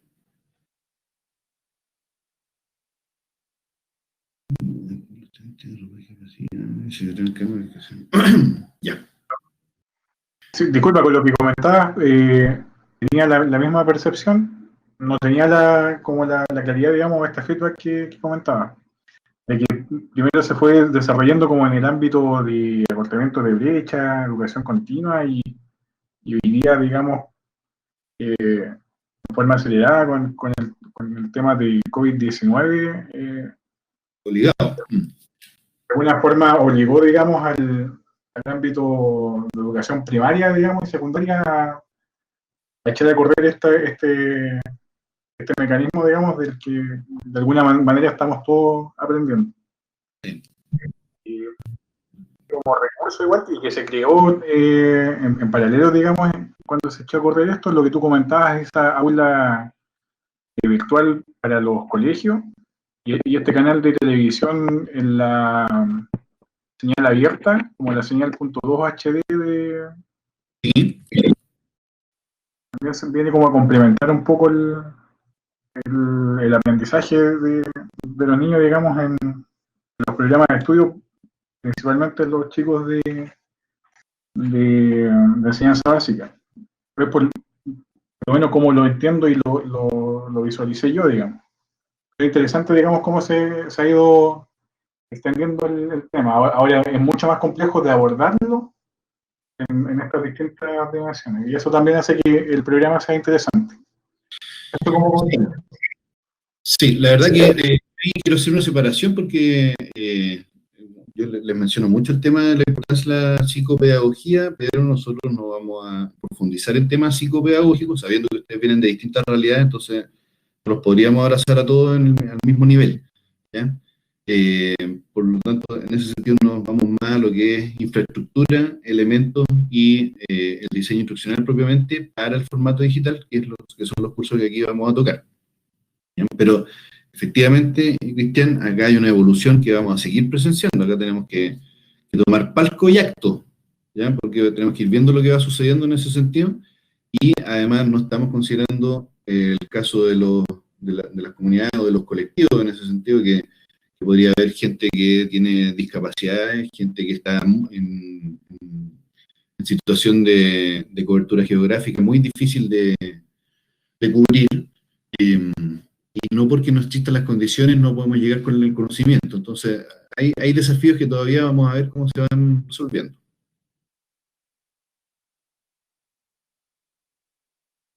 Profesor, nos dice Carlos, estamos sobre la marcha. Perfecto. Ya, vamos con la siguiente,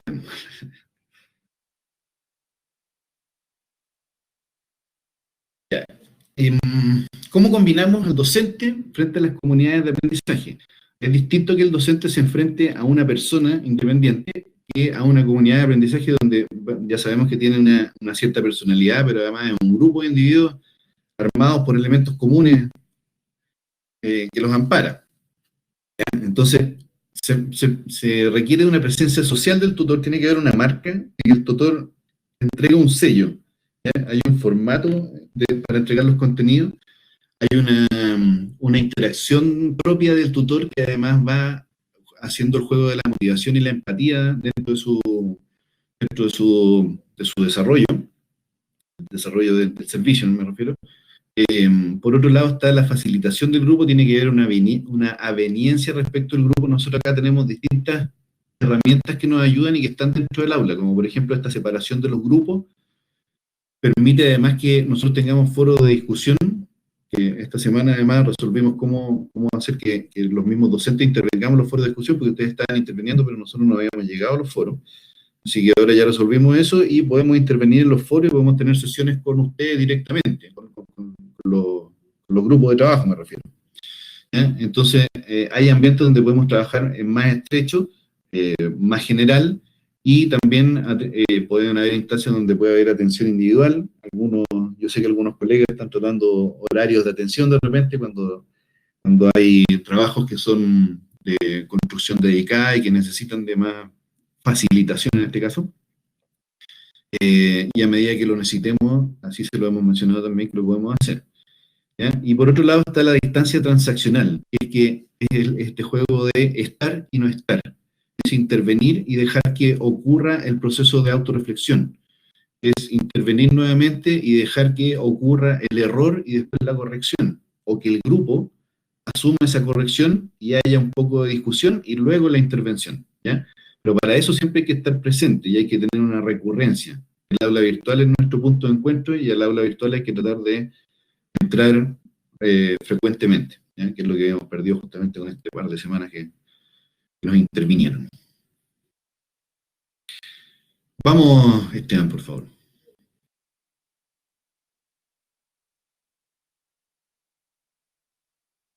Carlos me hace la salvedad acá. Cuando habla esta personalidad quiero decir lo siguiente: lo del coronavirus fue la razón forzosa para entrarnos. ¿No nos comentas, Carlos, mejor? Queremos escucharte.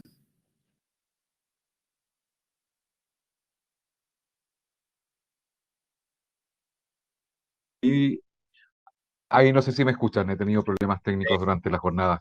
Hola a todos, chiquillos, ¿cómo están? Me refería al último comentario, cuando hablaba de lo que estábamos sobre la marcha. Yo tengo la impresión, y puedo estar muy equivocado, que en un principio se pensó, empecemos a transmitir por la tele, ¿sí?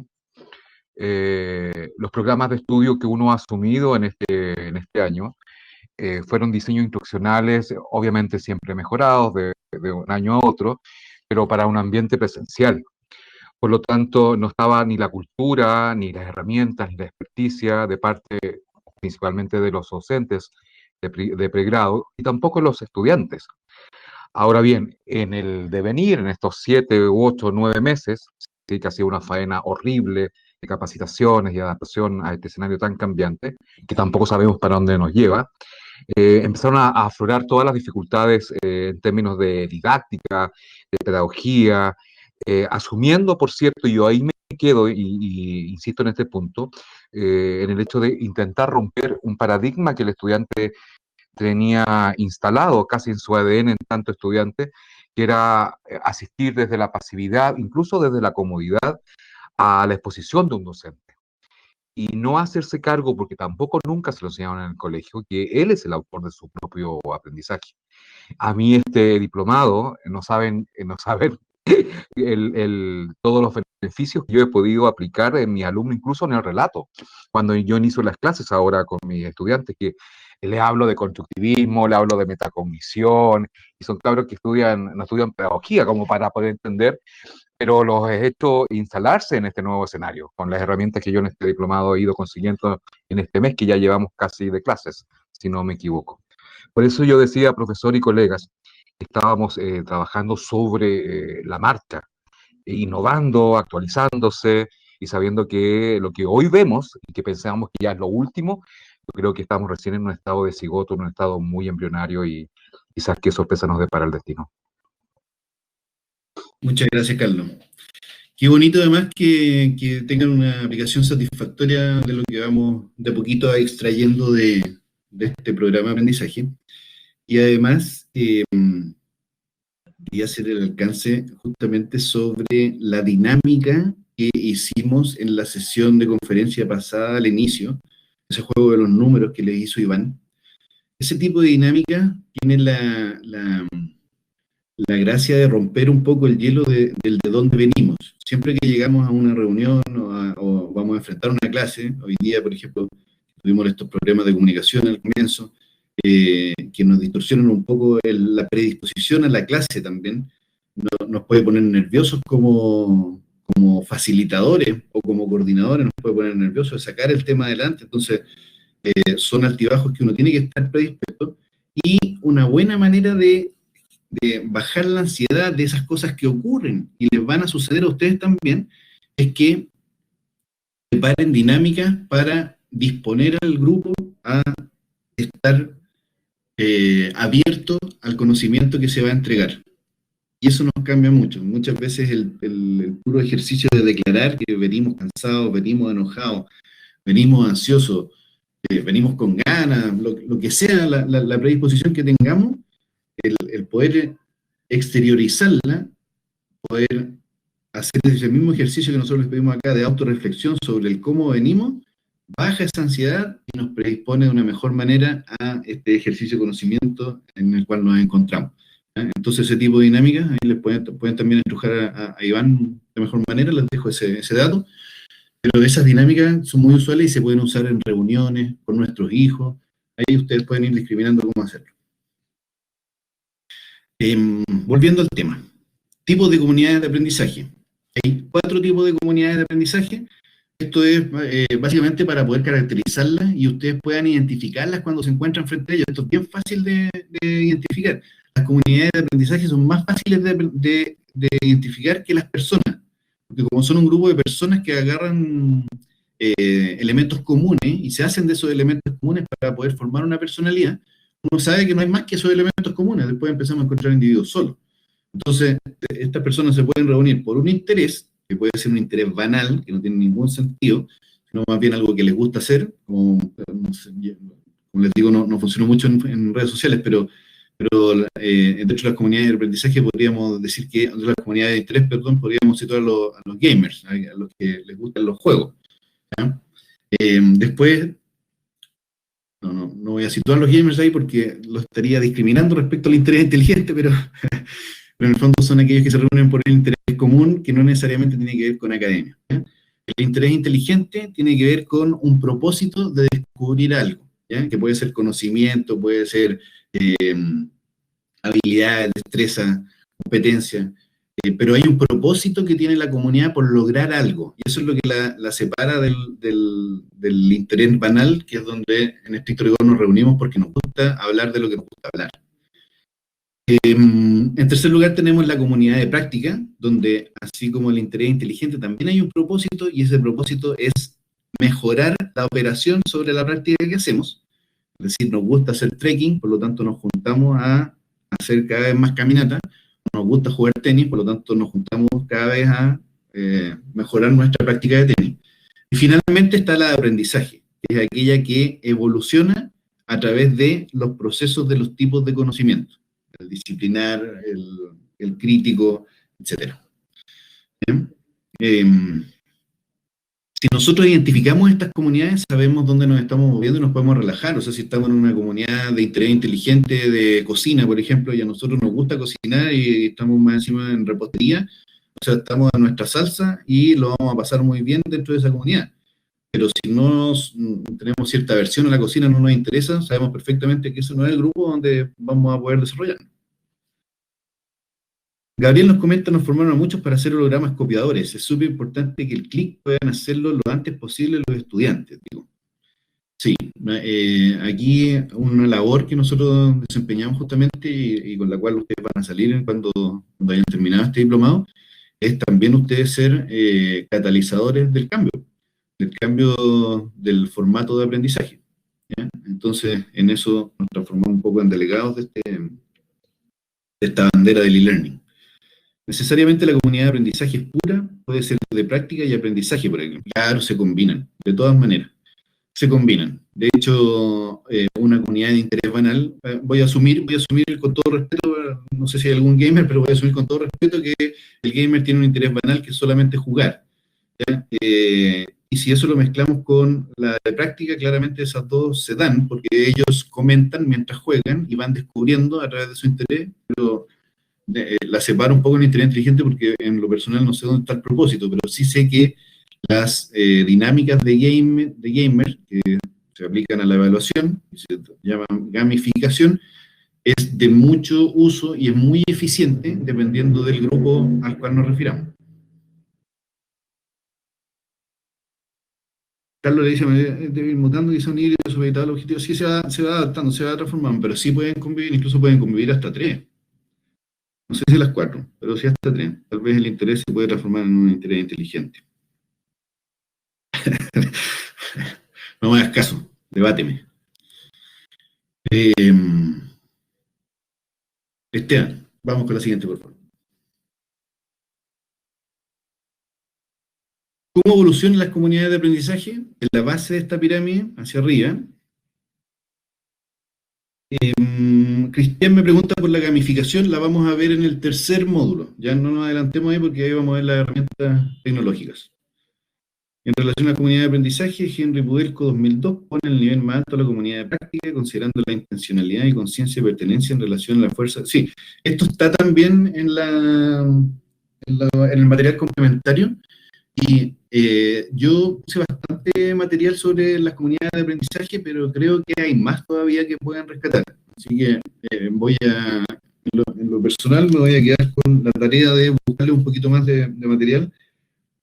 Ojalá vaya a buscar lo último que se esté dando en cuanto a academia, para poder hablarles un poco de lo que está de moda en las comunidades de aprendizaje, porque es un tema que da para una tesis. Ya. Las comunidades de aprendizaje, esto es una especie de pirámide de Maslow de las comunidades de aprendizaje, ¿ya? Donde abajo vamos a tener las necesidades básicas, es decir, tiene que haber compromiso mutuo.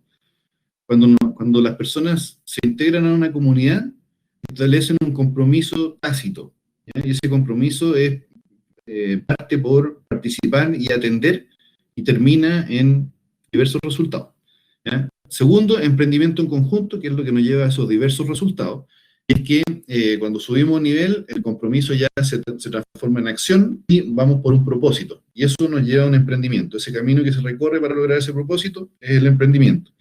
Y finalmente arriba, ya cuando logramos que nuestro emprendimiento, en este caso nuestro programa de aprendizaje, esté funcionando, tenemos un repertorio que funciona prácticamente por sí solo y solo tenemos que mantenerlo y echarle benzina, darle de comer para que corra. Vamos con la siguiente, Esteban, por favor.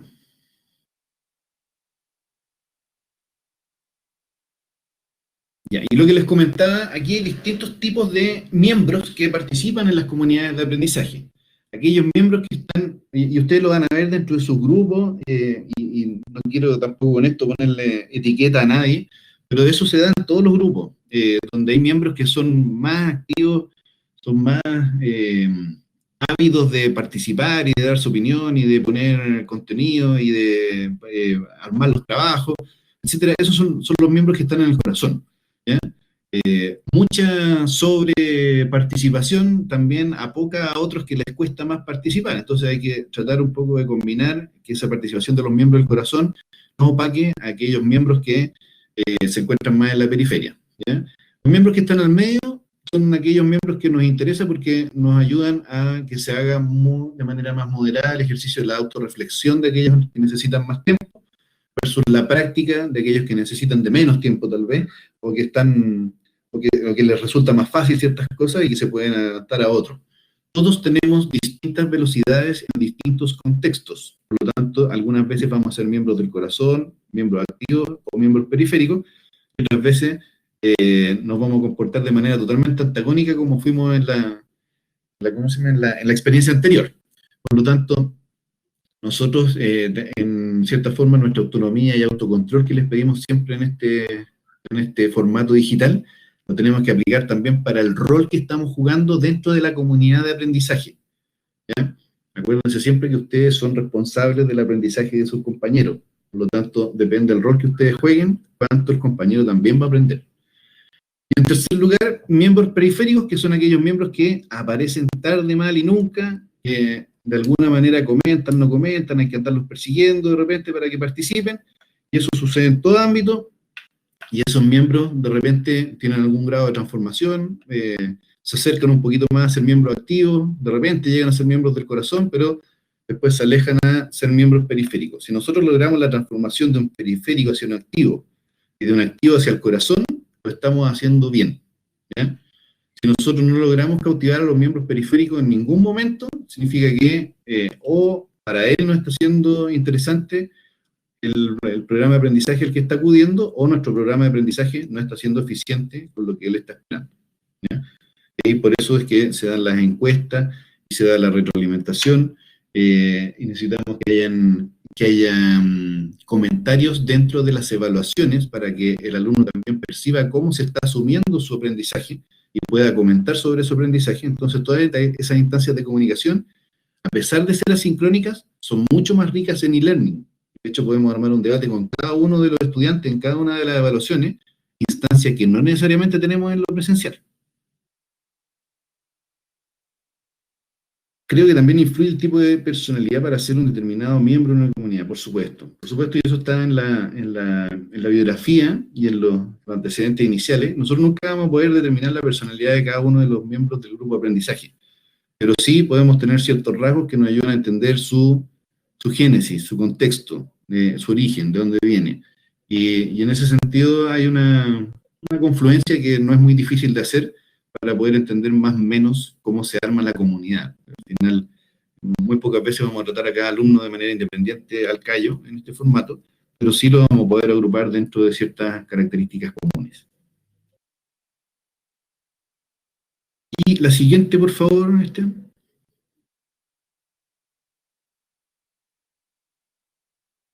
Perfecto. Entonces, hemos terminado lo que se refiere a academia hoy día y vamos a ir a lo que es el trabajo en grupo.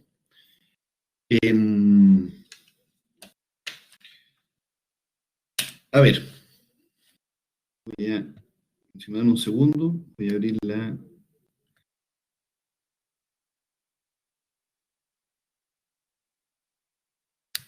instrucciones.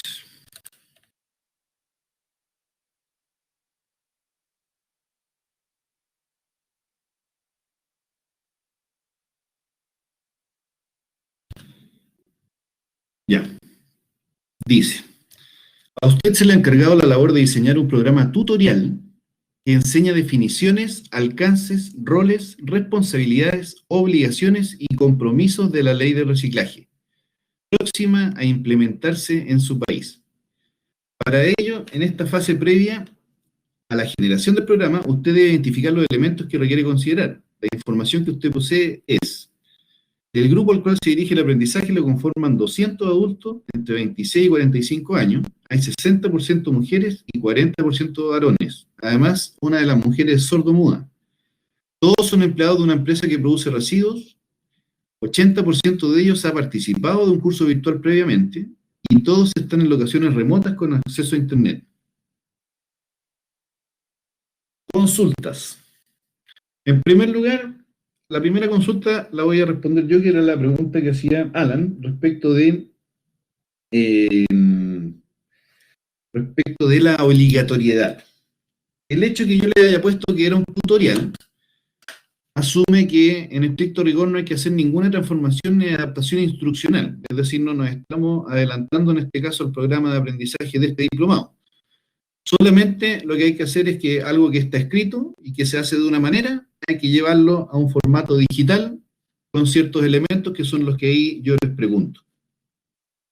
¿Ya? Y la obligatoriedad en este caso es una suerte de facilidad para que no tengan que estar pensando en cómo hacemos la transformación, sino más bien responder a los elementos que ahí se piden. Consultas.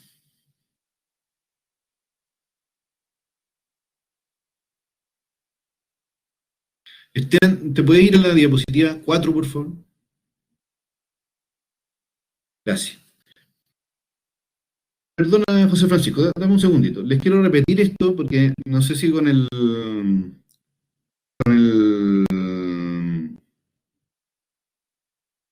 tema del micrófono lo pudieron escuchar bien. Les voy a pasar un link de un documento de dibujo de Google donde con post-it ustedes con distintos colores asignados a cada grupo, ustedes podrían armar una especie de diagrama donde cada uno ponga sus respuestas y podrían hacer este trabajo colaborativo entre todos.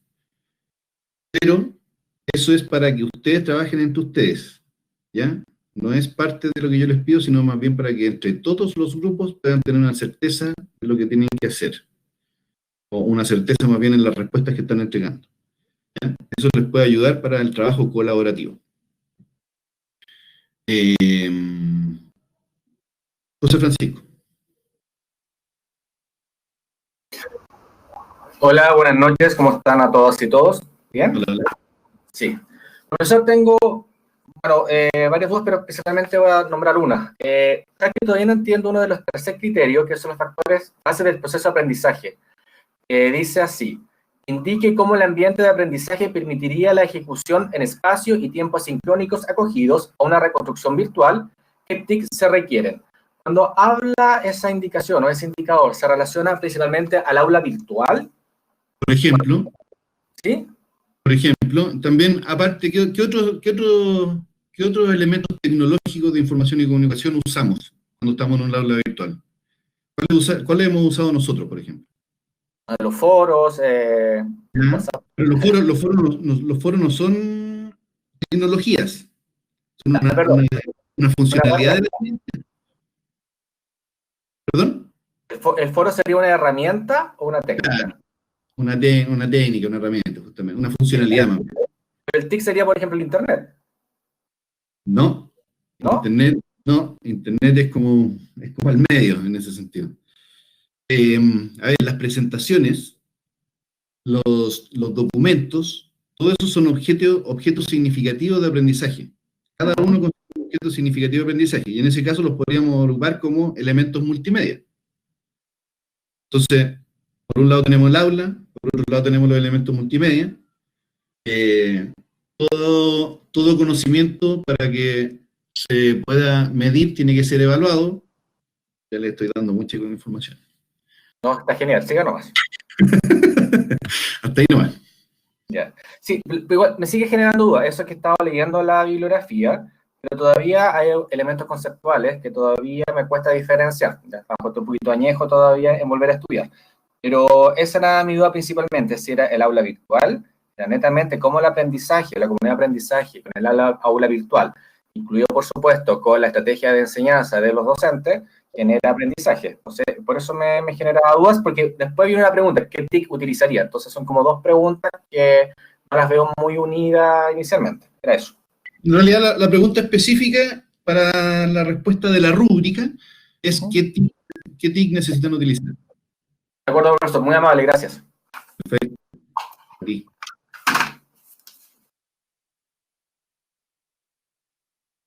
A ver, me dicen Alía, yo tengo más que la cantidad de palabras, pero tengo que comprimir lo más importante en tan pocas palabras.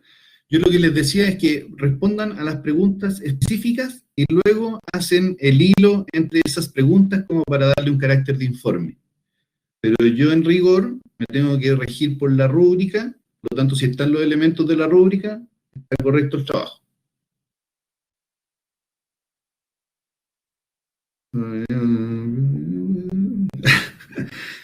Buenas noches. El trabajo colaborativo de comisión cumplir con la rúbrica, las indicaciones señalan en la guía del trabajo práctico no requiere preparar los contenidos. ¿Es así? Se requiere definir exactamente. Y de hecho, yo las preguntas que le hago respecto de las fases del proceso de aprendizaje, les pongo unos títulos ahí a qué se refiere, todo eso está dentro del material complementario. Y las preguntas, los requerimientos en este caso para este supuesto informe, están estructurados tal cual como están en el material complementario. Así que la idea es que vayan revisando el material complementario para poder contestar las preguntas que están haciendo. En la rúbrica no vi la evaluación de la cantidad de palabras, ¿me equivoco? Voy a hacer como que no leí. No, mira, la verdad es que a mí no me vuelve loco que en este caso se vayan a pasar mucho de las 2000 palabras, pero recuerden que tengo que revisarlos a todos, por lo tanto, si se extienden mucho, va a llegar un momento en que puede que se me pierdan entre medio las definiciones. Me interesan las definiciones específicas y que de alguna manera las vayan aterrizando hacia este escenario de la ley de reciclaje. Un subtítulo puede servir para ir concatenando cada parte del informe, suponiendo... Exacto, sí. Sí, por supuesto. Sí, háganlo bien estructurado nomás. Fases del proceso de aprendizaje, Y después, si quieren poner un comentario, como para hacerlo más llevadero a la lectura. Dice 2000 palabras. Les aseguro que en menos de 2000 palabras van a poder contestar las preguntas específicas que ahí se hacen. Así que las 2000 palabras son más bien para el hilo conductor. Puntual y conciso, perfecto. Exactamente, Alan. Puntual y conciso, pero traten de que no quede tan tarzán, tan tarzanesco como dijeron ahí. Ya. Dentro de los grupos, como les decía, ustedes me pueden dejar comentarios, me pueden invitar. Yo creo que es un poco más lenta la revisión de los foros de cada grupo, porque obviamente tengo que revisar 10 foros, ¿ya? Si ustedes trabajan en un archivo colaborativo y de repente me quieren compartir ese archivo colaborativo para revisarlo, me refiero a un archivo colaborativo de todos los grupos, no de un solo grupo. Ese lo puedo pre-revisar, pero un archivo por grupo no puedo. Ya, no quiero dejar sin contestar lo que me preguntó Carlos Tejos respecto al incentivo de remuneración para los docentes, dada la multiplicidad de elementos que deben atender para poder cada vez hacer sus clases de mejor manera. En lo personal, voy a hablar desde lo personal primero y después voy a ir a lo general, Carlos. Me pasa que los docentes hoy día tenemos distintos niveles de aplicación y tenemos que buscar el nivel donde somos efectivos respecto del aprendizaje que nosotros sabemos otorgar. Con esto quiero decir que no doy por muerto a los docentes presenciales, ni menos a los docentes blended, y los docentes digitales son los que tenemos seguramente los pañales más nuevos. Pero efectivamente va a haber una evolución y un cambio para todos los formatos de entregar el aprendizaje. En ese sentido va a haber un descreme que los docentes van a tener que jugar de manera individual y autónoma, porque depende del rubro en que nos encontremos y depende del segmento al que atendamos, vamos a tener más o menos dificultades para poder llegar con nuestro conocimiento. En ese sentido hay un costo que asumir y ese costo debería verse reflejado en la remuneración. Pero asimismo, es el mercado el que va rigiendo de alguna manera dónde se necesitan más o menos docentes y cuánta plata está dispuesto a pagar por ello. Entonces, en ese sentido, creo que mientras más conocimiento tengamos y más cerca estemos de un formato que sea más atractivo para el público, vamos a tener más demanda y por lo tanto deberíamos ser mejor pagados. Pero respecto de la base, entiendo que también tu pregunta debería ir hacia una base estructural que entregue conocimientos, aquí lo combino con lo que está sucediendo con lo que hablamos de la psicopedagogía en el formato digital, y no es tan fácil decir que efectivamente hay una base efectiva de docentes que simplemente por pagarles más los vamos a tener mejor capacitados, porque la historia se está escribiendo todavía. Entonces tenemos que capacitarnos y hay un juego ahí de entregar dinero versus recibir dinero que seguramente no nos va a dejar contentos siempre, porque la historia no está madura. Se supone que a medida que las instituciones se establezcan en ese sentido, debería haber una mejor remuneración. En Respecto a la inclusión de la trabajadora sorda, ¿qué base consideramos de su parte? Lee, escucha aunque sea un poco, se comunica solo por señas, siento que es importante para determinar el formato de entrega de la información. Haga supuestos, Gabriel. El tema del tutorial, de que sea tutorial, para ustedes hace que tengan que considerar a esa trabajadora sordomuda. Y ustedes, cuando terminen de contestar sus preguntas específicas, revísenlas todas y vean en qué parte tienen que atender a esta trabajadora sordomuda. ¿Cómo la atacarían en ese caso, si es que necesitan atacarla?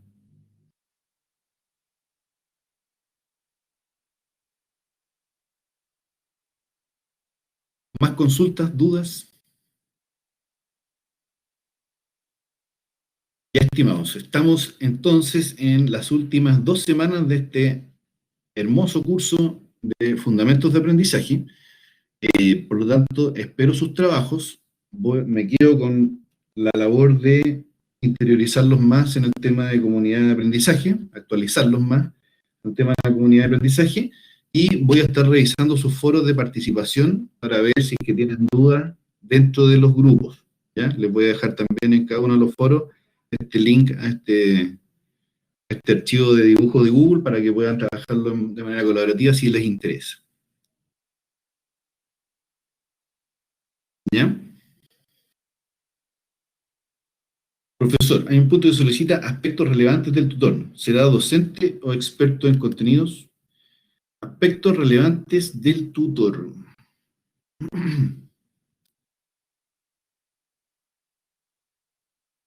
Dice, indique 3 prácticas que le recomendaría al tutor para integrar a los estudiantes. Eso lo vimos también dice, indique 3 tácticas. 3 tácticas, no... 3 prácticas, perdón. 3 prácticas. Por lo tanto, son tácticas de estrategia. ¿Ya? ¿Qué acciones ustedes harían para poder integrar a los estudiantes? Nosotros, yo les he hablado en esta sesión, en la sesión anterior también les hablé de cómo lo hacía para conocerlos a ustedes, qué cosas hice para conocerlos un poco a ustedes, entender quiénes son. ¿Ya? A eso se refiere.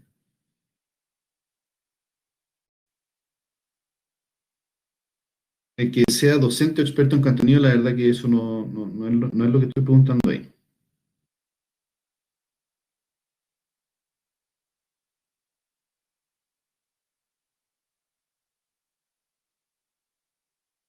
Una de las prácticas, obviamente, es la de la biografía, presentación biográfica. ¿Qué más? Eso es lo que ustedes tienen que contestar ahí.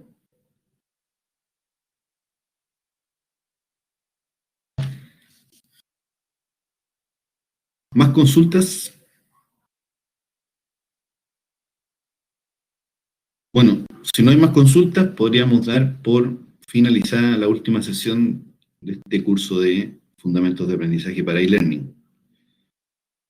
Les agradezco, obviamente, su paciencia por los problemas de comunicación que tuvimos al inicio.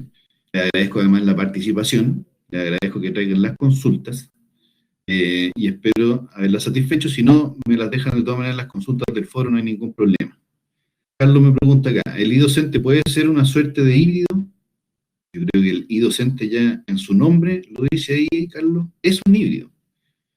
Pero si te refieres justamente al híbrido respecto de lo conductual, tiene que ser un híbrido. De hecho, está aplicando el constructivismo junto con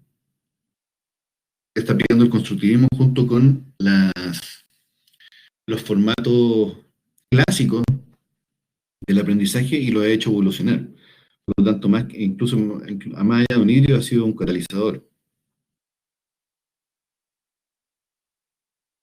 Mira, no quiero que se imaginen al docente como una especie de ente fantasmagórico que se va adaptando dependiendo de la situación.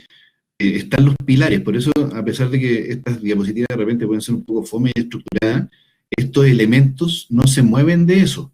¿Ya? Por lo tanto, cuando hablamos de los tipos de aprendizaje, de las estrategias de aprendizaje, no es más que eso. El docente no se mueve en un espectro entre una y otra, pero sí ocupa esos elementos. ¿Ya? Y esos elementos son parte de la jerga que nosotros tenemos que aprender para poder desarrollarnos en este ambiente. No es más que eso, pero no es menos que eso tampoco. Entonces, no tratemos de ponernos más etiquetas de las que necesitamos, porque en realidad, de verdad que no necesitamos más etiquetas, son hartos los elementos que manejamos.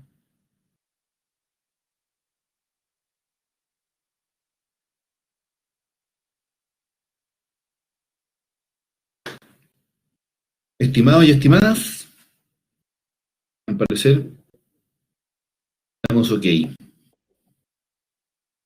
Julio, ¿nos quieres decir algo? Rodrigo, sí, a lo mejor alcanzo a hacer una pregunta sobre el diseño instruccional. La pregunta es si el diseño instruccional debería poder aplicarse por igual, cualquiera sean los contenidos de una actividad, de un curso, un diplomado, en fin. Supongamos, por ejemplo, que la actividad en la que estamos pensando se llama acoso laboral y sexual. Y supongamos que hemos pensado que hay dos profesionales que van a actuar como facilitadores, uno es un abogado y otro es un psicólogo. La pregunta es, el abogado va a tener que contar cuál es el articulado de una determinada ley y va a contar una cosa bien concreta que no admite mucha discusión, sino que simplemente hay que cumplirla. Pero por otro lado, el psicólogo va a enfrentar otros temas. ¿Qué se entiende por acoso laboral? ¿Cómo se defiende el acosado? ¿De qué manera se sanciona? ¿Cómo evitarlo? Etcétera. Entonces, la pregunta es, en ambos casos, incluso en una cosa concreta como es una ley, ¿se justifica el diseño instruccional con la misma profundidad e intensidad? Esa es la pregunta. Muy buena tu pregunta, Julio. Mira, a pesar de que el contenido puede parecer duro, estructurado y que no tenga mayor ductilidad, por así decirlo, el usuario no va a necesitar nunca que en un tutorial de una ley le lean la ley, ¿ya? Por lo tanto, el tema es qué hace con la ley, qué responsabilidad tiene con la ley, qué compromiso tiene que adquirir. O sea, hay un propósito que hay detrás y que va a ser el objetivo del aprendizaje. No, el aprendizaje no se va a dar porque haya pasado el tutorial, se va a dar porque se haya cumplido el propósito. Ese propósito no tiene que ver con conocer la ley, porque para eso se la puede leer. Tiene que ver con algo que tiene que hacer a partir del conocimiento que adquiere de la ley. Entonces, nuestro diseño instruccional en ese sentido va a ir a atender ese objetivo, que tiene que ver con el qué va a hacer con esa ley, y aparte de aprenderse la ley, seguramente va a tener que combinar dinámicas que le ayuden a entender lo que él va a hacer, o qué responsabilidad, compromiso, etcétera, asume con esa ley. Y es ahí donde juega el rol del diseño instruccional. Entonces, como tú preguntabas, ¿tiene que ver el diseño instruccional cuando me estoy aprendiendo una ley? O sea, si te vas a leer la ley, no. Pero si vas a hacer un aprendizaje a partir de la ley, sí. Y la pregunta es, ¿cuáles son tus objetivos de aprendizaje? Y a partir de eso hacemos el diseño instruccional. Y eso quizás tendría que ver con el alumno, porque, por ejemplo, el Ministerio Público en Chile tiene un montón de abogados que lo que hacen es sancionar los casos en función de si ellos creen que hubo o no hubo acoso. Ellos quizás les bastará con saber los articulados de la ley. Claro, pero lo que pasa es que una cosa es la labor que tiene el abogado o el fiscal, que tenga que ser un sancionador respecto a la aplicación del criterio de la ley, y otra cosa es el propósito de la ley.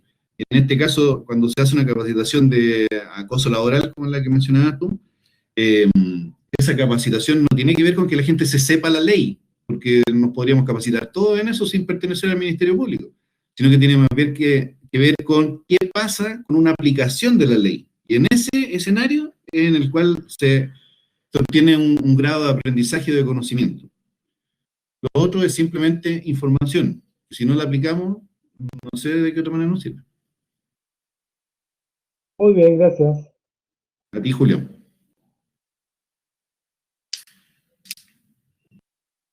Ya. ¿Alguna otra consulta?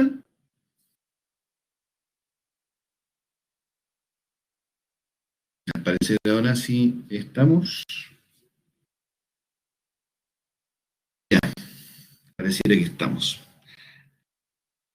Alan, Álvaro, Angelica, Augusto, Carlos, Cristian, Daniela, Gabriel, Dayana, Germán, Jorge, a todos, muchísimas gracias. Nos estamos viendo en la evaluación y en el próximo módulo.